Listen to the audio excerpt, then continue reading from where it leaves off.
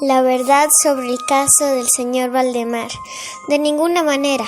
Me parece sorprendente que el extraordinario caso del señor Valdemar haya provocado tantas discusiones. Hubiera sido un milagro que ocurriera lo contrario, especialmente en tales circunstancias. Aunque todos los participantes deseábamos mantener el asunto alejado del público, al menos por el momento, o hasta que nos ofrecieran nuevas oportunidades de investigación. A pesar de nuestros esfuerzos, no tardó en fundirse una versión tan espuria como exagerada, que se convirtió en fuente de muchas desagradables tergiversaciones y, como es natural, de profundidad incrédula. El momento ha llegado de que yo ha de conocer los hechos, en la medida en que es posible comprenderlos. Helos aquí sucintamente. Durante los últimos años del estudio del hipnotismo, había traído repetidamente mi atención. Hace unos 9 meses se me ocurrió súbitamente que en la serie de experimentos efectuados hasta ahora existía una omisión tan curiosa como inexplicable. Jamás había hipnotizado a nadie, in articulo mortis. Quedaba por verse, sí, en primer lugar, un paciente de estas condiciones sería susceptible la influencia magnética. Segundo, en caso de que lo fuera, su estado aumentaría o disimularía dicha susceptibilidad. Y tercero, ¿hasta qué punto o cuánto tiempo el proceso hipnótico sería capaz de detener la intrusión de la muerte?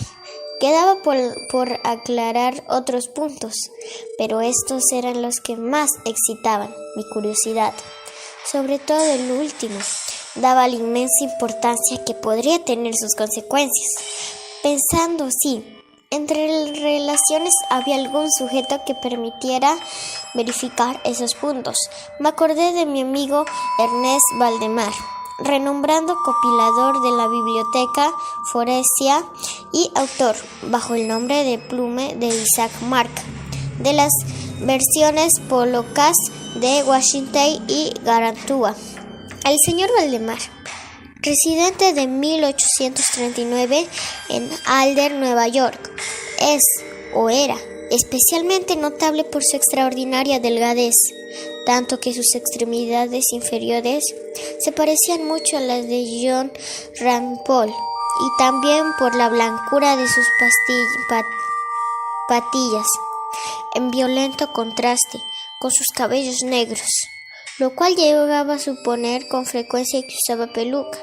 Tenía un temperamento muy nervioso que le convertiría en un buen sujeto para experimentar hipnóticas. 2 o 3 veces la había adormecido, sin gran trabajo, pero me decepcionó no alcanzar otros resultados que su especial constitución me había hecho prever. Su voluntad no quedaba nunca bajo mi entero dominio, y por lo respectar de la clarividencia, no se podía confirmar en nada que se había conseguido con él. Atribuía yo aquellos frascos de mal estado, mal salud y de mi amigo unos meses antes de trabar relación con él. Los médicos le habían declarado tuberculoso. El señor Valdemar acostumbraba a referirse con toda calma en su próximo fin, como algo que no cabe ni evitar ni lamentar. Cuando las ideas que le habían aludido se me ocurrieron por primera vez, lo más natural fue que sacudiese a Valdemar. Demasiado bien conocía la serena filosofía de mi amigo para temer algún escrúpulo de su parte. Por lo demás, no tenía parientes en América que pudieran intervenir para oponerse. Le hablé francamente del asunto y, para mi sorpresa, noté que interesaba vivamente. Digo, a mi sorpresa, pues sí, hasta bien entonces se había prestado libremente a mis experimentos. Jamás demostró el menor interés por lo que yo hacía.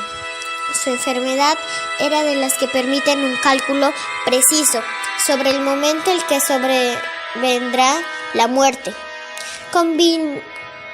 Convinimos después de que me mandaría llamar 24 horas antes del momento fijado por sus médicos para su fallecimiento. Hace más de 7 meses recibí la nota de puño y letra de Valdemar. Estimado, ¿ya puede usted venir D y F? Coinciden en que no pasaré de mañana a medianoche. Y me parece que han calculado el tiempo con mucha exactitud. Valdemar. Recibió el billete media hora después de escrito y 15 minutos más tarde estaba en el dormitorio de moribundo. No lo había visto en los últimos 10 días y me aterró la espantosa alteración que me había producido en tan breve intervalo. Su rostro tenía un color plomizo.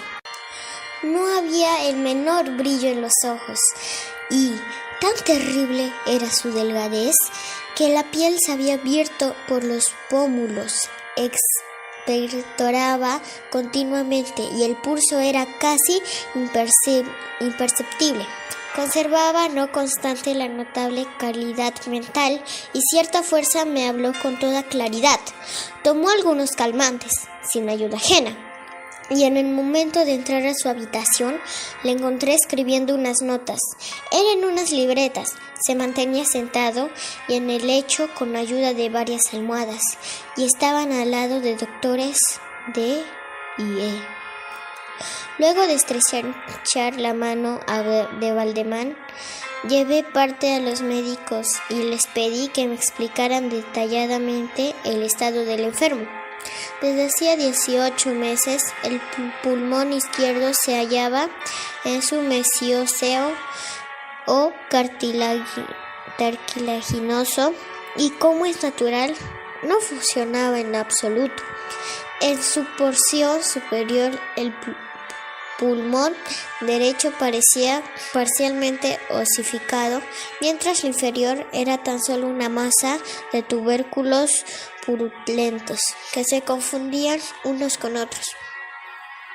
Existían varias dilatas perforaciones y en un punto se había producido una adherencia permanente a las costillas. Todos estos fenómenos del lóbulo derecho eran fechas recientes. La osificación que había operado con la insólita rapidez, ya que un mes antes no existían señales de la misma adherencia. Solo habían sido comprobables los últimos 3 días. Aparte de la tuberculosis, los médicos sospechaban de aneurisma de la aorta, pero los síntomas de osificación volvían sumamente difícil un diagnóstico. Ambos facultativos opinaban de Valdemar. Moriría hacia la medianoche del día siguiente. Un domingo, eran las horas de las 7 de la tarde del sábado. Al abandonar las cabeceras de moribundo para conversar conmigo, los doctores D y F se habían despedido definitivamente de él. No era su intención volver a verle, pero a mi pedido convinieron a examinar al paciente a las 10 de la noche del día siguiente. Una vez que se fueron, hablé francamente con Valdemar sobre su próximo fin y me referí con detalle al experimento que le había propuesto. Nuevamente se mostró descompuesto e incluso ansioso por llevarlo a cabo y me pidió que comenzara de inmediato. 2 enfermeros, un hombre y una mujer, atendían al paciente, pero no me sentí autorizado a llevar a cabo la investigación de tan naturaleza. Frente a testigos de tan poca responsabilidad del caso, algún accidente repentino.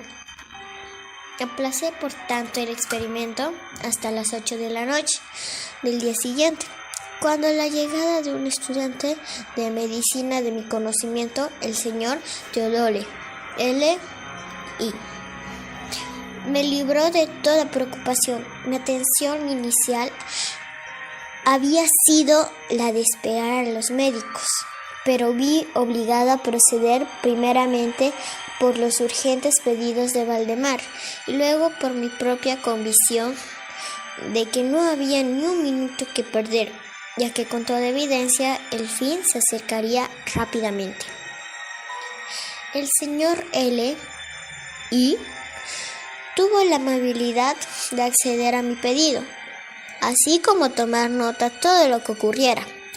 Lo que voy a relatar ahora procede a sus apuntes, ya que sea en forma considerada o vertamil.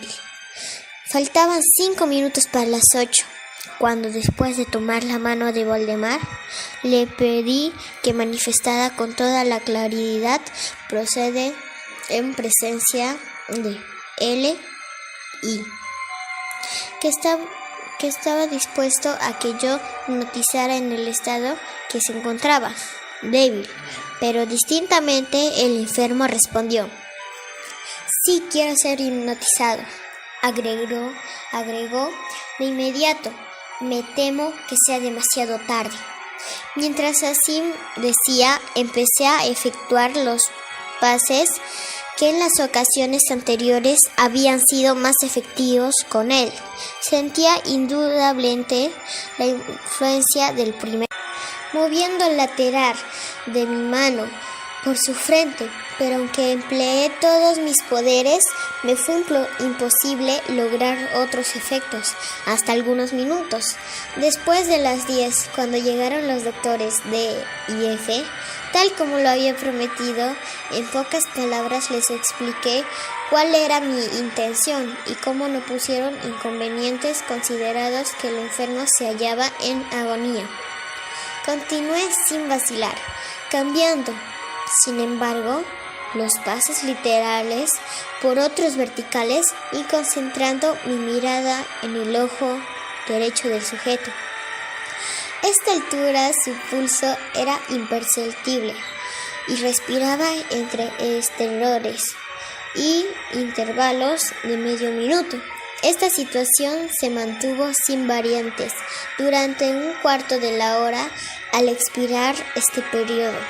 Sin embargo, un suspiro perfectamente natural, aunque muy profundo, escapó del pecho del moribundo.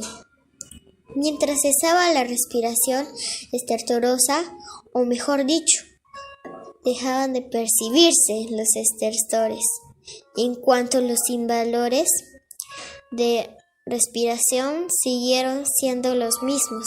Las extremidades del paciente estaban heladas. A las 11:05 advertí inequívocas señales de influencia hipnótica. La variosa mirada de ojos fue reemplazada por esa expresión de intranquilo examen interior que jamás se ve en casos de hipnotismo y sobre la cual no cabe engañarse.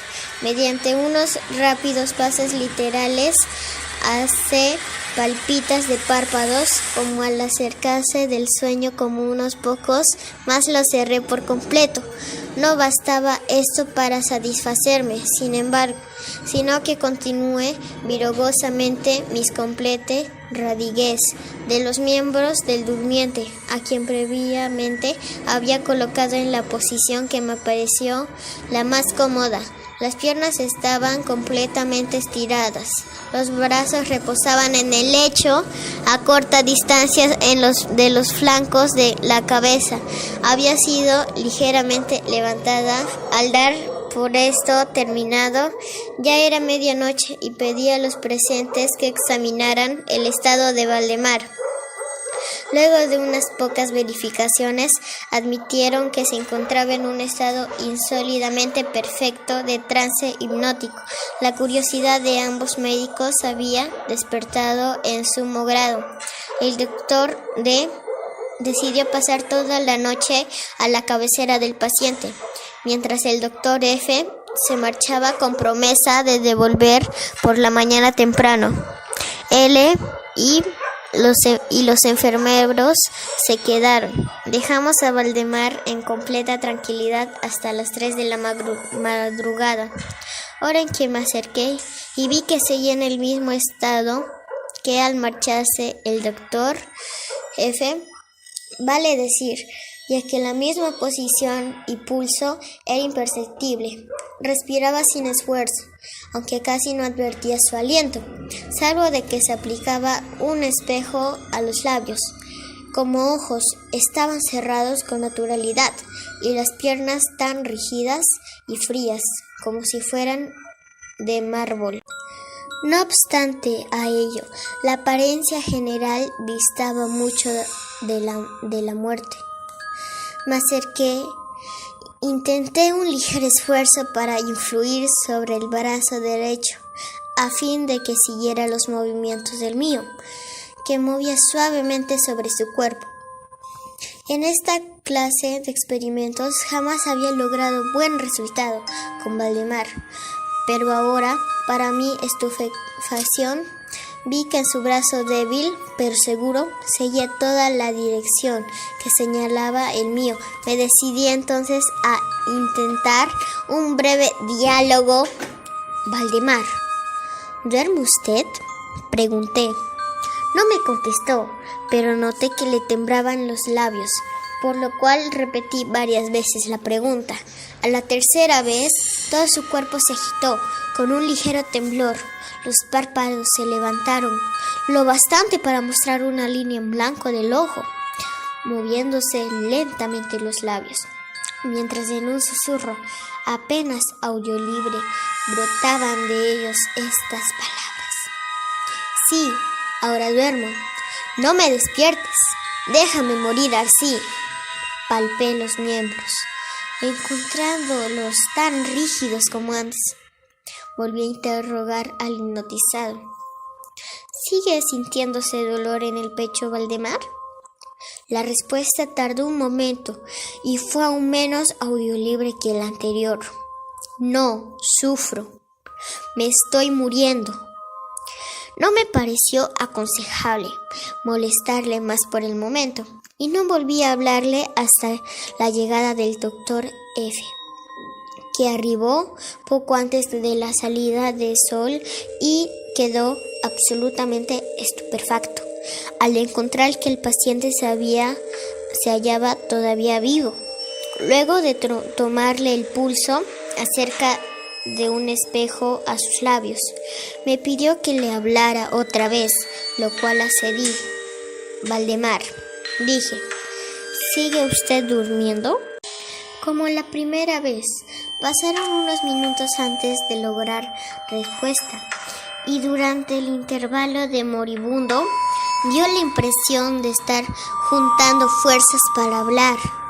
A la cuarta repetición de la pregunta, y con voz de la debilidad, volvía casi inaudible, murmuró: «Sí, dormido, muriéndome».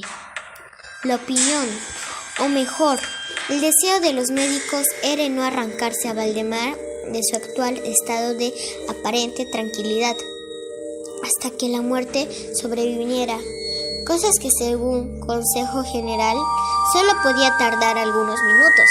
Decidí, sin embargo, hablarle una vez más, limitándome a repetir mi pregunta anterior. Lo hacía un notable cambio de produjo en las facciones del hipnotizado.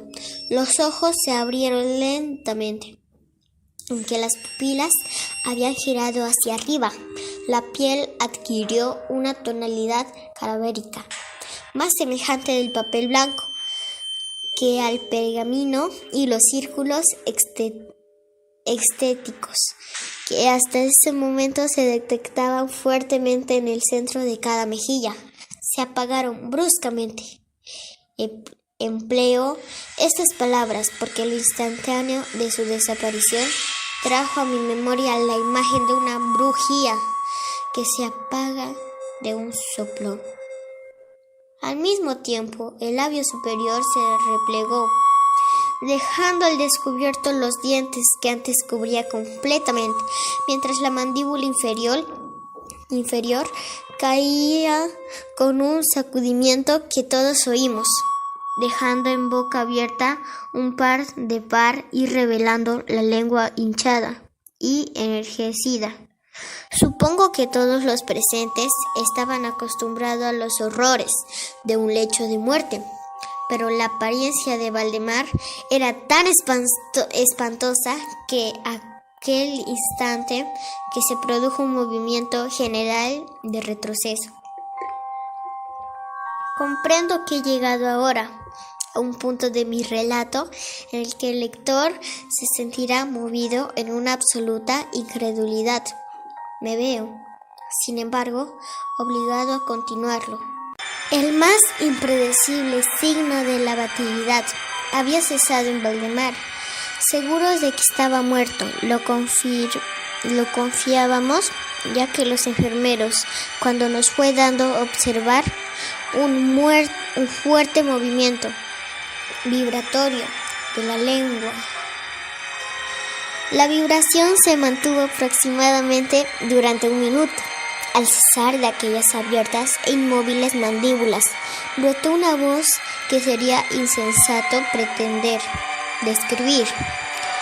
Es verdad que existe 2 o 3 epítetos que cabría explicarle parcialmente. Puedo decir, por ejemplo, que su sonido era áspero y quebrando, así como hueco. Pero todo es indescriptible por la sencilla razón que jamás un oído humano ha predecido personancias semejantes. 2 características, sin embargo, según lo pensé en el momento y lo sigo pensando, pueden ser señaladas como propias de aquel sonido a dar alguna idea de su calidad extraterrena. En primer término, la voz parecía llegar a nuestros oídos, por lo menos a los míos, desde largas distancias o desde una caverna en la profundidad de la tierra. Segundo, me produjo la misma sensación.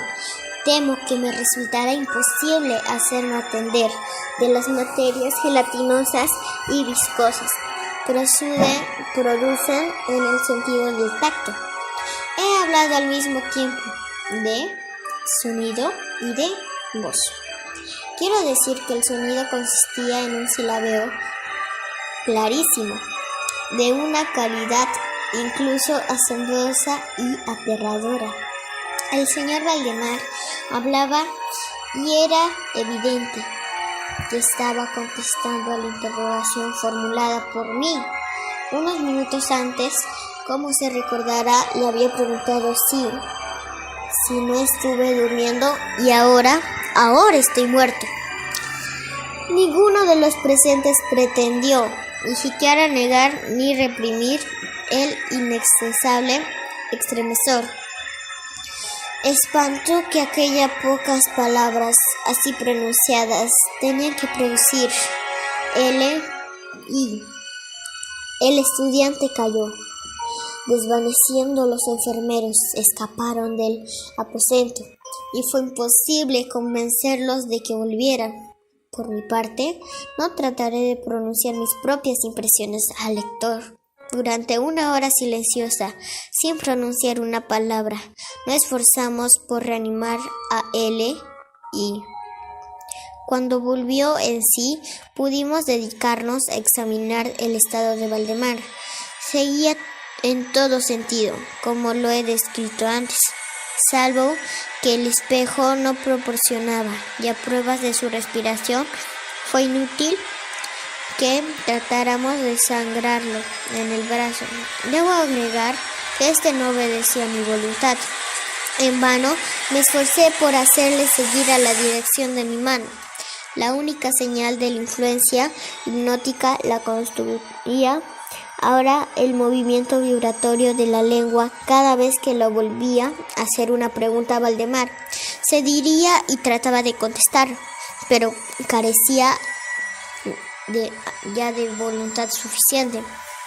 Permanecía insensible a toda pregunta que la formulaba.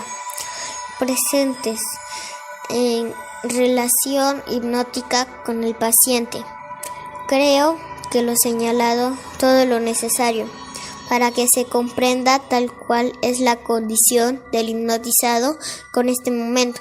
Se llamó a nuevos enfermeros y a las 10 de la mañana abandoné la morada en compañía de ambos médicos y de L.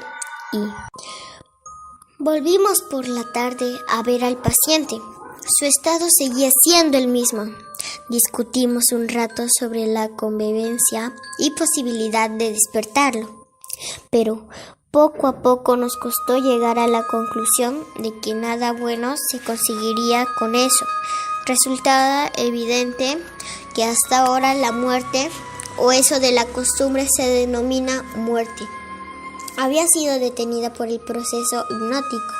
Parecía claro que si despertábamos a Valdemar, lo único que lograríamos sería su inmediato, o por lo menos su rápido fallecimiento.